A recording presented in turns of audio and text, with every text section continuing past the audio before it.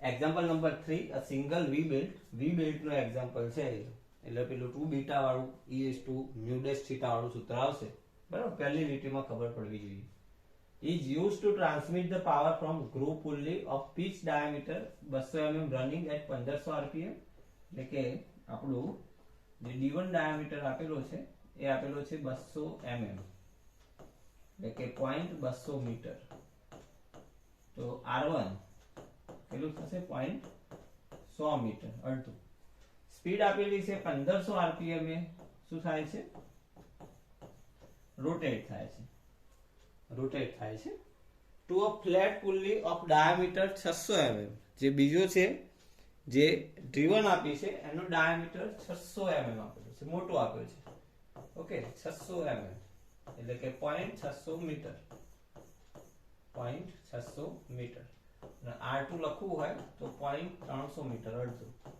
અને એની સ્પીડ કઈ આપેલી છે દેખી લઈએ સ્પીડ આપેલી છે નથી આપેલી ઓકે જવાબ ચલો આગળ આપ્યું છે the centre distance between pulley is 1000 mm centre distance ને આપણે x વડે દર્શાવીએ છીએ 1000 mm 1000 mm એટલે કે 1 મીટર થશે મીટરમાં કન્વર્ટ કર્યું ધ માસ ઓફ બેલ્ટ જો માસ આપ્યું છે એટલે ખબર પડે કે સેન્ટ્રીફ્યુગલ ટેન્શન છે એ કેલ્ક્યુલેટ કરવાનું થાય ઓકે તો સૌથી પહેલું કામ શું કરી દેવાનું વેલોસિટી શોધી દેવાની પાઈ d1 n1 by 60 pi d1 છે આપણું 0.200 સ્પીડ છે આપણી 1500 અને બાય 60 આપણી વેલોસિટી મળી જશે શોધી લઈએ કેટલી વેલોસિટી મળે છે 5 ગુણ્યા 0.200 ગુણ્યા 1500 ભાગ્યા 60 ઓકે તો વેલોસિટી કંઈક 15.70 મીટર પર સેકન્ડ મળે છે અને બીજું ટીસી શોધવું હોય સેન્ટ્રીફ્યુગલ ટેન્શન mv2 कैसे नहीं કે કેલ્ક્યુલેટ કરો માસ આપ્યું એટલે ગણી દેવાનું 15.70 નો સ્ક્વેર ઓકે તો 15.70 નો સ્ક્વેર કરવાનો છે 15.70 નો સ્ક્વેર અને મલ્ટીપ્લિકેશન માં છે 0.3 ટૂંકમાં 73.94 ન્યૂટન સેન્ટ્રીફ્યુગલ ટેન્શન આવે છે બરાબર માસ આપ્યો છે વેલોસિટી શોધીને ટીસી શોધી નાખ્યો આપણે ચલો આગળ આપણને શું કહે છે માસ પછી the coefficient of friction between belt and pulley એટલે μ આપેલું છે કેટલું આપ્યું છે 0.25 આપેલું છે the V belt pulley groove angle ને 2 બીટા વડે દર્શાવાય જે આપ્યો છે 38 ડિગ્રી તો ટૂંકમાં આપણો સેમી ગ્રુવ એંગલ 38/2 19 ડિગ્રી થશે ચલો આગળ શોધવાનું છે the allowable tension is 800 newton tension allowable tension એટલે ટી મેક્સિમમ આપણને આપેલું છે કેટલું આપ્યું છે 800 ન્યૂટન તો ટી મેક્સિમમ આપ્યું છે ટીસી આપણે શોધ્યું છે તો T1 મળી જશે કેવી રીતે મળે T1 તો ટી મેક્સિમમ બરાબર T1 TC okay T maximum બરાબર શું થશે T1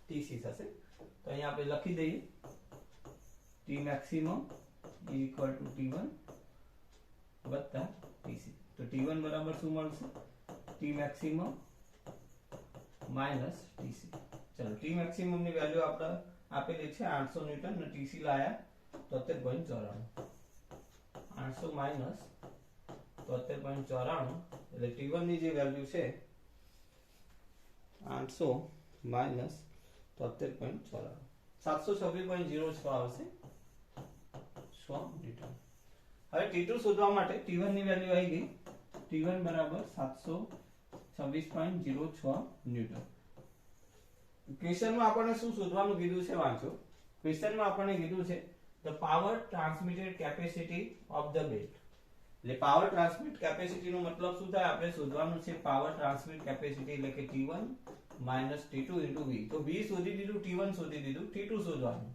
તો V બેલ્ટ માટે જે ટેન્શન રેશિયો છે V બેલ્ટ માટે આપણે કીધું હતું કે V બેલ્ટ આવે તો અહીંયા લખીશું આપણે e raise to μ dash theta હવે ઓપન બેલ્ટ ડ્રાઈવ કીધું છે અને શું લખ્યું છે a single V belt is અને રકમમાં ના આપ્યું હોય તો ઓપન બેલ્ટ લઈ લેવાનું તો અહીંયા આપણે જો μ ડેશ શોધવું પડશે અને થીટા શોધવું પડશે તો થીટા નો મતલબ શું થાય 180 ડિગ્રી માઈનસ 2 આલ્ફા આલ્ફા આપણે અલગથી શોધી દેવું પડશે અહીંયા કોઈ જગ્યાએ જગ્યા નથી ચલો અહીંયા જગ્યા છે આપણે શોધી દઈએ.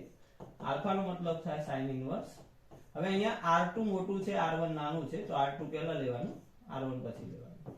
ઓકે, સાઇન ઇનવર્સ R2 આપણા જોડે 0.300 છે અને R1 છે આપણું 0.100 અને x સેન્ટર ડિસ્ટન્સ આપ્યું છે આપણને 1.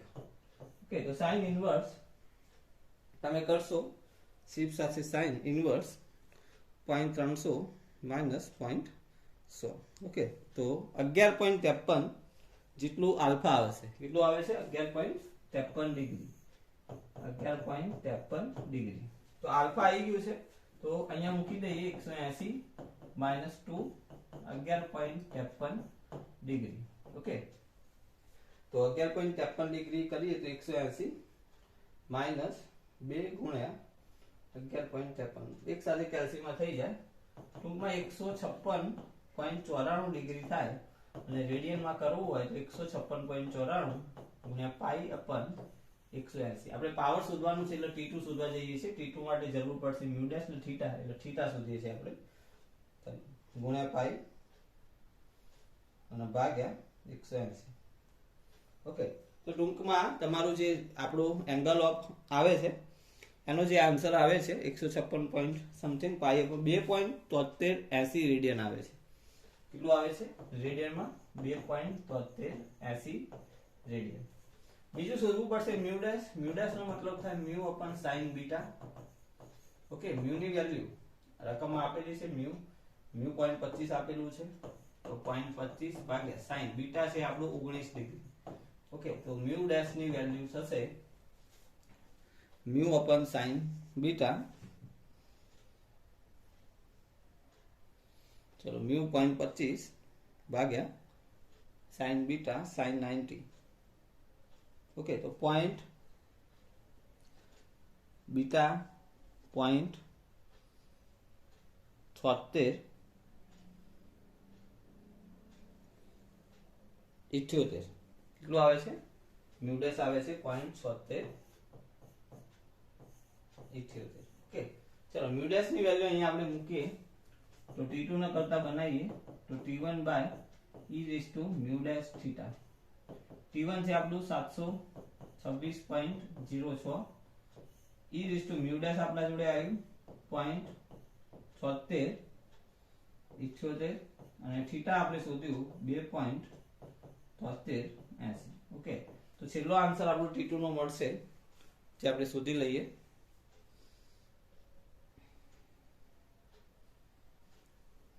726.06 ભાગાકારની અંદર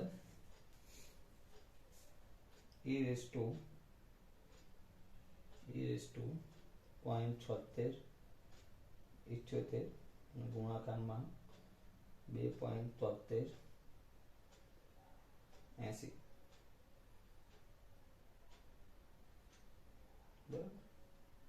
એટલે કંઈક આવે છે.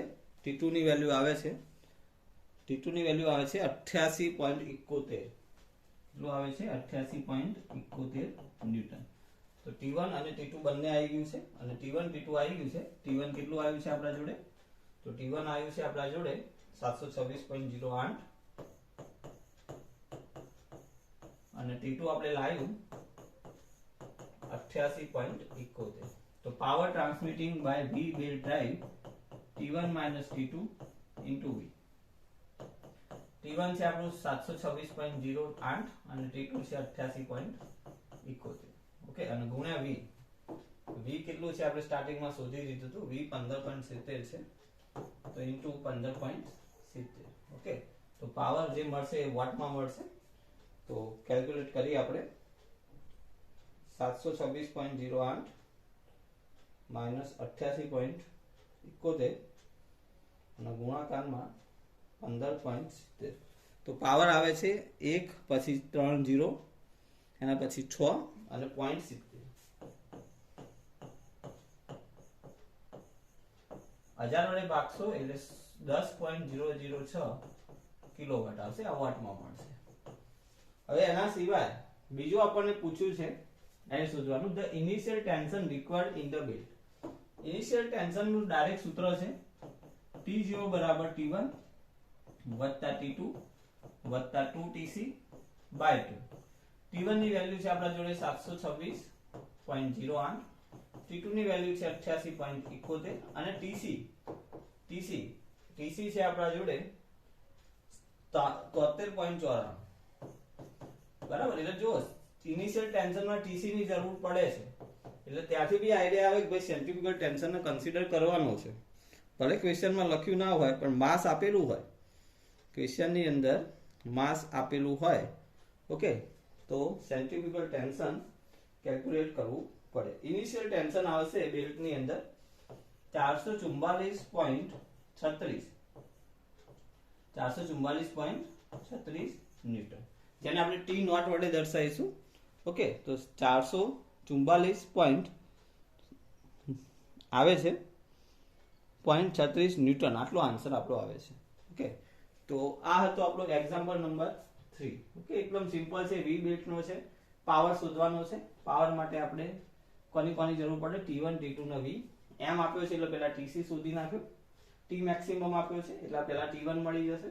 પછી આપણો જે લિમિટિંગ ટેન્શન રેશિયો છે વી બેલ્ટ માટે T1/T2 બરાબર e raised to mu dash theta. Main વસ્તુ શું હતી?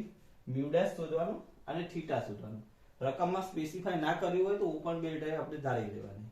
આલ્ફા ઓપન માટે શું મળે? તો sin ઇન્વર્સ મેં અહીંયા R2 R1 એટલા માટે કર્યું કારણ કે કોઈ ડિસ્ટન્સ હોય એ શું હશે?